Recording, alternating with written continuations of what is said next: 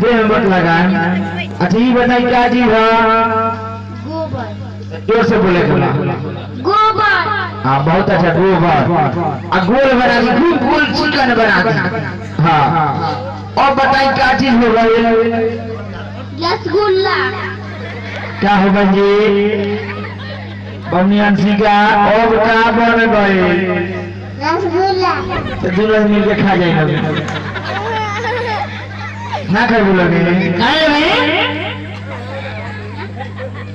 Original बना दी। Original बना दी?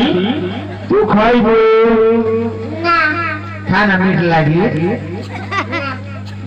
अच्छा कौन बात ना चलिए, लेकिन हिम्मत बा कि आ गई है सुनाना की।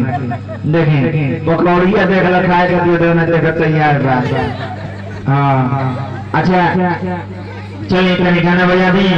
देखिए लोग हमें देखी तो क्या बा? कुछ ना। हाँ कुछ नहीं थे।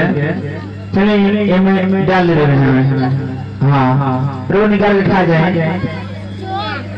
ना। गाना बजा दी।